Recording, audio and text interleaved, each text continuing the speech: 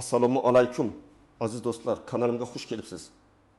Bugun men sizga shu qadar muhim va shoshilinch xabar bilan murojaat qilmoqdamanki, bu har biringizning kelajagingizga, pensiyasi ta'minotingizga va oilangizning moliyaviy barqarorligiga bevosita ta'sir qiladi. Bu shunchaki bir yangilik emas, bu siz hozirda ko'rib chiqishingiz va harakat qilishingiz shart bo'lgan majburiy ma'lumotdir. Aks holda yillar davomida to'plagan mehnat stajingiz va pensiya huquqingiz bilan bog'liq jiddiy muammolarga duch kelishingiz mumkin. Bu xabarni eshitganingizdan so'ng darhol obuna bo'lish tugmasini bosing va ushbu videoni albatta like bosing. Har bir like bu ma'lumotni ko'proq odamlarga yetib borishiga yordam beradi. Zero ko'plab fuqarolarimiz bu muhim o'zgarishlardan hali bexabar. Shoshilmang. Oxirigacha tomosha qiling, chunki har bir detal siz uchun oltin qiymatga ega bo'lishi mumkin. Pensiya tizimimizda jiddiy o'zgarishlar yuz bermoqda. Avvallari biz pensiya hisob kitoblarida qog'oz shakldagi mehnat daftarchalarimizga, arxiv ma'lumotlariga, korxonalar bergan ma'lumotnomalarga tayanib kelardik. Bu jarayon juda uzoq, murakkab va ba'zan inson omiliga bog'liq xatoliklarga moyil edi.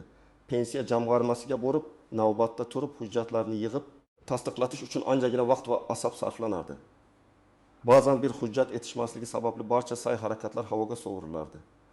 Eski tizimda ko'plab holatlarda, ayniqsa kichik korxonalarda, tadbirkorlik faoliyatida yoki umuman norasmiy ish joylarida ishlagan fuqarolarning mehnat stajini tasdiqlash juda qiyin edi.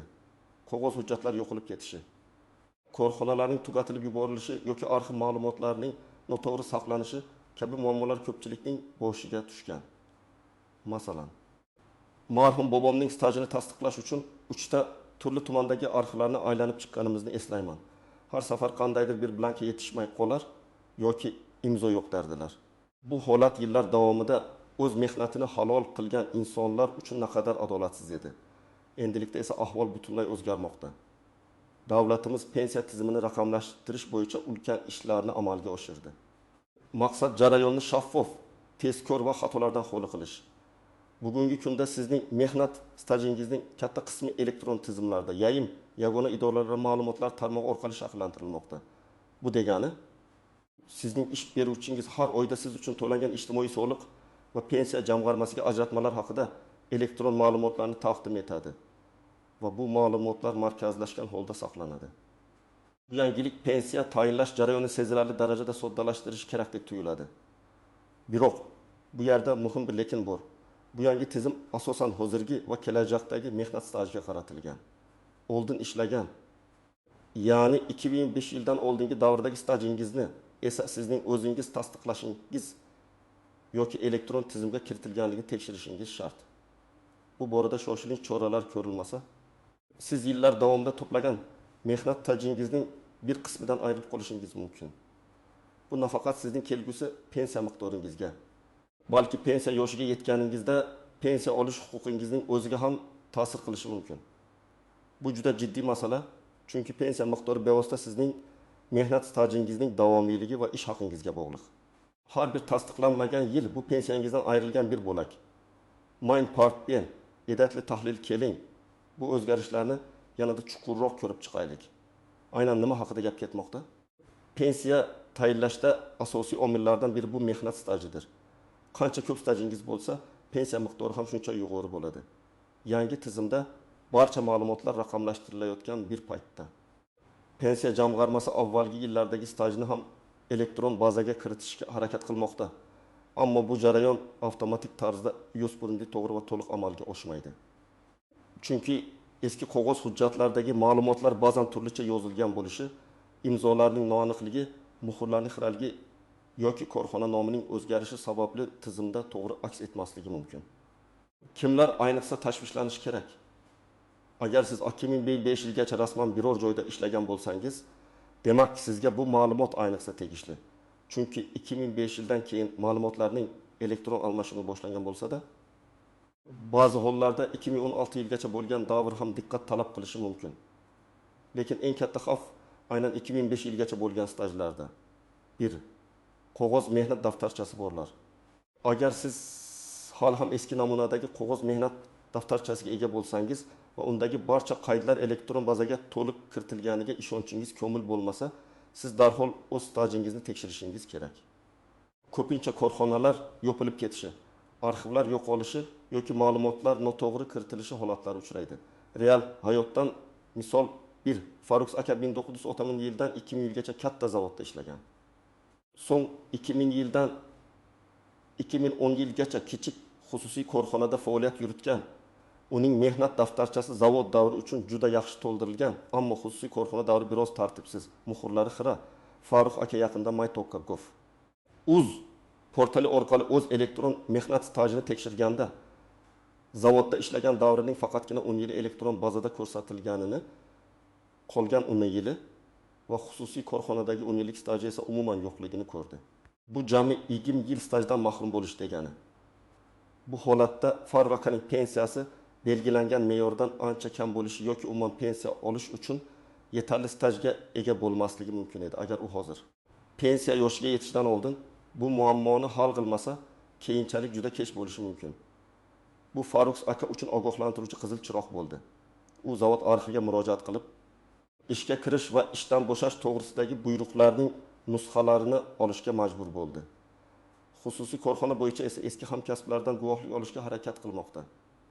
2. Norasmiy, qisman rasmiy yoki tadbirkorlik faoliyati bilan shug'ullanganlar. Agar siz umringizning bir qismini rasmiy bandliksiz, masalan, dehqonchilikda, bozorda, sotuvchilikda, kichik ustaxonada usta sifatida yoki xususiy tadbirkor sifatida faoliyat yuritib o'tkazgan bo'lsangiz, lekin ijtimoiy sug'urta to'lovlarini doimiy ravishda amalga oshirmagan bo'lsangiz, bu davrlarni tasdiqlash hozir ayniqsa muhim. Ilgari bu davrlarni tasdiqlash uchun mahallaning guvohnomasi, 2 guvohning ko'rsatmasi kabi usullar mavjud edi. Ammo endilikda bu mexanizmlar o'zgarmoqda yoki qattiqlashmoqda. Real hayotdan misol 2. Gulbahor opa 1995 yildan 2015 yilgacha uy bekaligi va shu bilan birga kasanachilik, kichik tikuvchilik bilan shug'ullangan. Uning rasmiy mehnat daftarchasi yo'q edi. Faqatgina keyinchalik 2015 yildan so'ng rasmiy ishga joylashdi. Gulbahor opa o'ziga pensiya tayinlanishini kutib yurgandi, ammo hisob-kitob qilinganda uning rasmiy staji atigi 8 yil ekani ma'lum bo'ldi. Holbuki u 20 yil davomida faoliyat yuritgan. Pensiya tayinlanishi uchun minimal staj talabini bajarmagani uchun u pensiya olish huquqidan mahrum bo'lishi mumkin edi. Agar Gulbahor opa hozir harakat qilsa, o'sha kasanachilik qilgan va tikuvchilik bilan shug'ullangan davrlarni pensiya jamg'armasi orqali, masalan, mahalla qo'mitasi guvohliklari yoki bank orqali amalga oshirilgan to'lovlar, mijozlar bilan tuzilgan shartnomalar orqali tasdiqlashga urinishi mumkin. Ammo bu jarayon murakkab va vaqt talab qiladi. Ish joylari tez-tez o'zgarganlar yoki qisqa muddatli ishlarda faoliyat yuritganlar. Agar sizning mehnat daftarchangizda ko'plab ish joylari qayd etilgan bo'lsa, har bir ish joyidan ma'lumotlarning to'g'ri va to'liq kiritilganligini tekshirish muhim.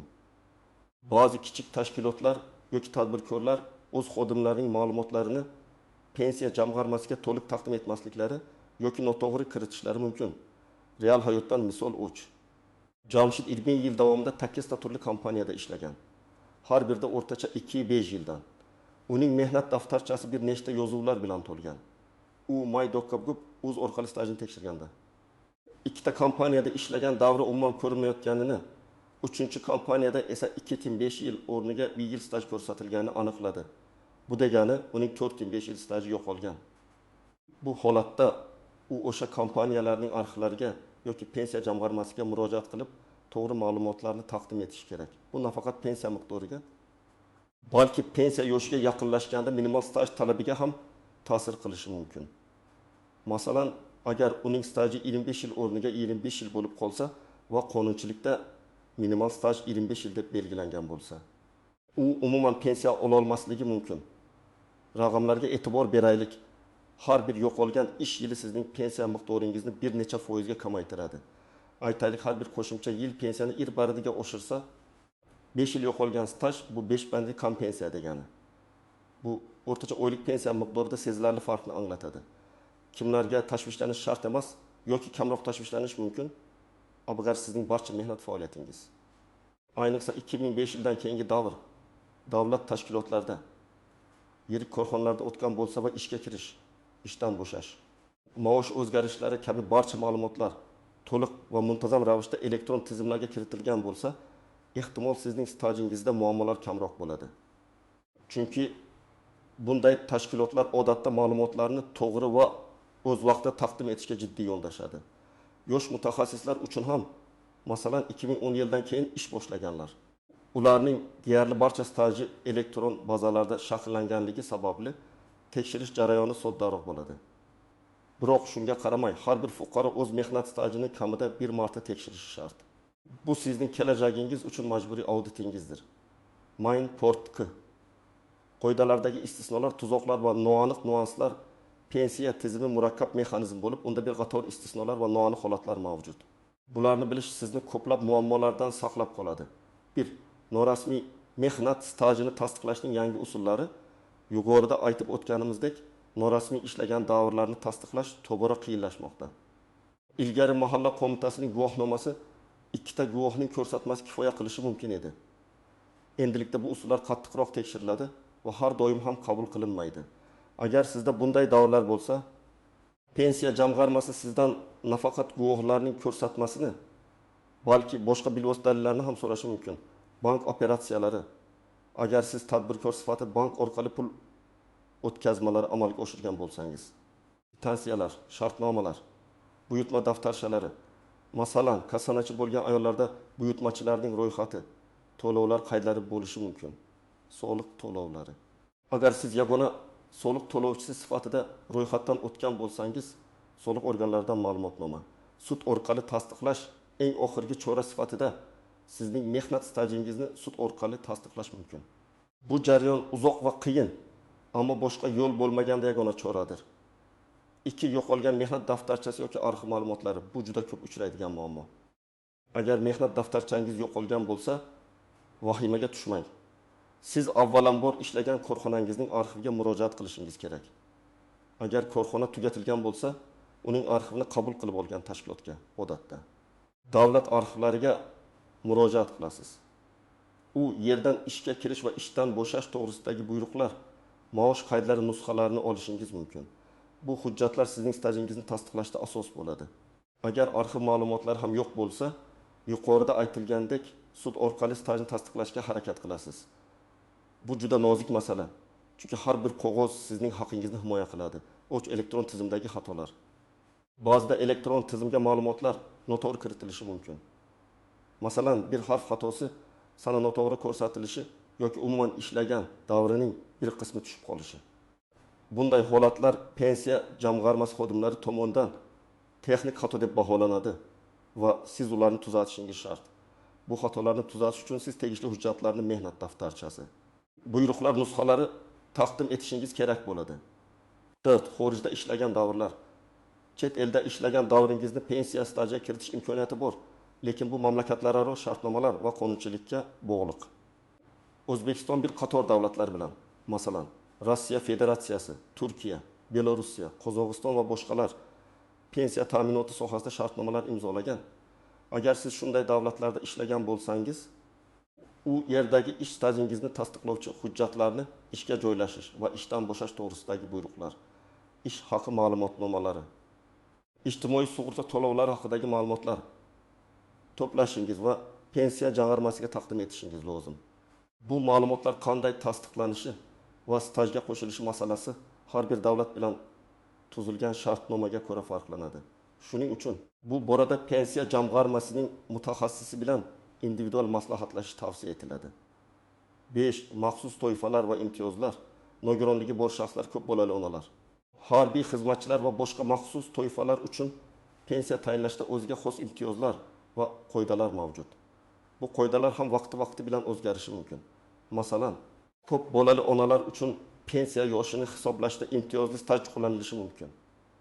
Bu imtiyozlar saqlanib qoladimi yoki ularga ham yangi raqamlashtirish jarayonlari ta'sir qiladimi degan savollar tug'ilishi tabiiy.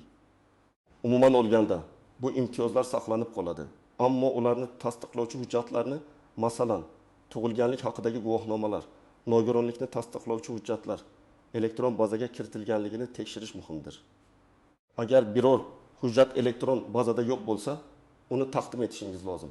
Har bir maxsus toifadagi fuqaro o'ziga tegishli imtiyozlar bo'yicha pensiya jamg'armasidan aniq ma'lumot olishi kerak.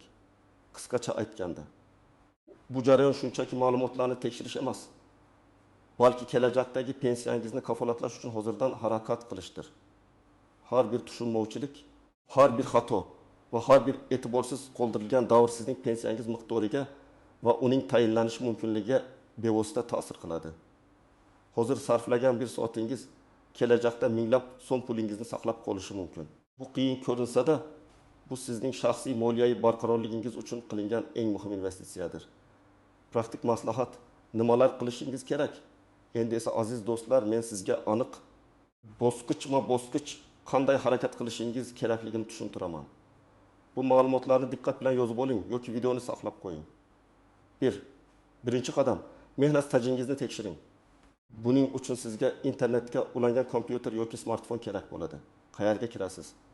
MyBokkakuz yagona interaktiv davlat xizmatlari portaliga kiring. Agar ro'yxatdan o'tmagan bo'lsangiz, birinchi navbatda ro'yxatdan o'ting.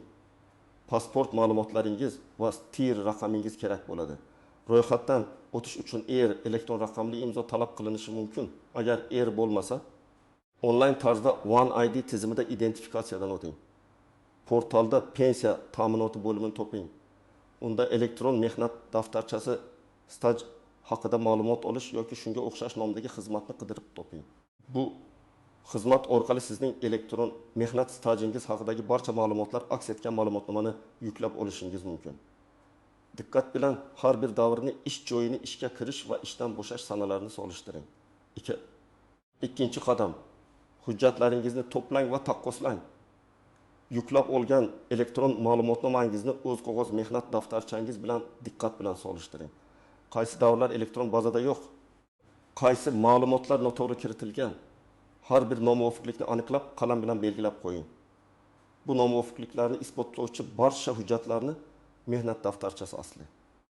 Ishga kirish va ishdan bo'shash buyruqlarining nusxalari, arxiv ma'lumotnomalari, maosh qaydlari, agar bor bo'lsa xorijda ishlaganlik to'g'risidagi hujjatlar, malaka oshirish kurslari haqidagi guvohnomalar. Diplomlar, ba'zida ular ham stajga qo'shilishi mumkin bo'lgan davrlarni ko'rsatadi. Bir papkaga yig'ing. 3. qadam: pensiya jamg'armasiga murojaat qiling. Agar sizning elektron stajingizda nomuvofiqliklar aniqlansa, darhol yashash joyingizdagi pensiya jamg'armasi bo'limiga murojaat qiling.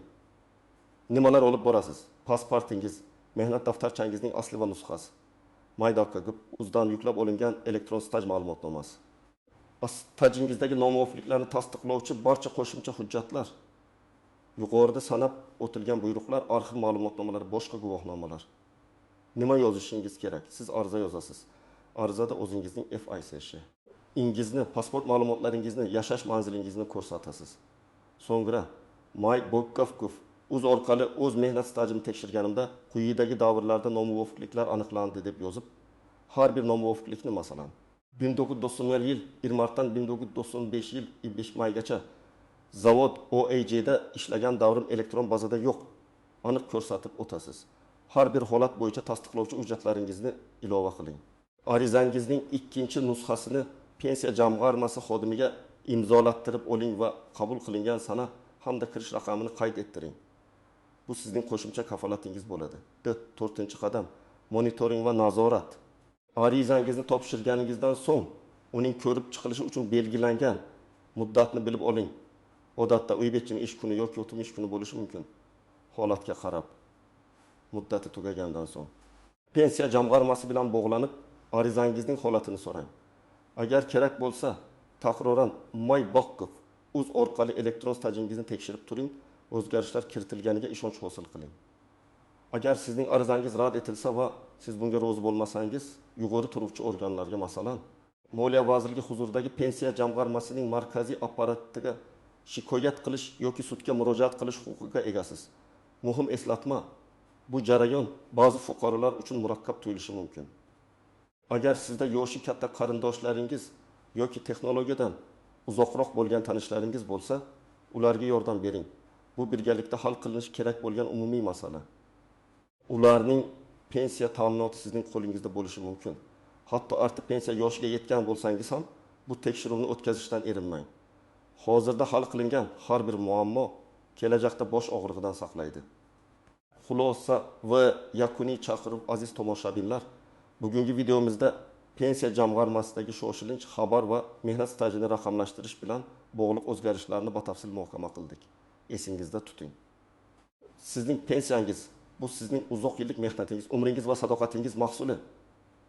Uni himoya qilishga va to'liq ta'minlanishga intilish har bir fuqaroning burchidir. Yangi tizim shaffoflik va tezlikni ta'minlashga qaratilgan bo'lsa-da, o'tmishdagi ma'lumotlar bilan bog'liq e'tiborsizliklar siz uchun jiddiy oqibatlarga olib kelishi mumkin. Shuning uchun hozirdan harakat qiling. Elektron mehnat stajingizni tekshiring. Nomuvofiqliklarni aniqlang va pensiya jamg'armasiga murojaat qilib, ularni tuzating.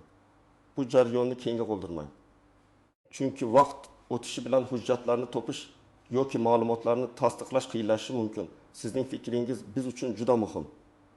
Ushbu mavzu bo'yicha o'z savollaringizni, tajribalaringizni yoki boshqa qandaydir maslahatlaringizni izohlarda yozib qoldiring. Ehtimol sizning birgina izohingiz boshqa bir tomoshabinga juda katta yordam beradi. Videoga like bosishni unutmang va kanalimga obuna bo'ling. Toki kelgusi shunday muhim va foydali ma'lumotlarni o'tkazib yubormaslik uchun o'z kelajagingizga befarq bo'lmang. Sog' salomat bo'ling.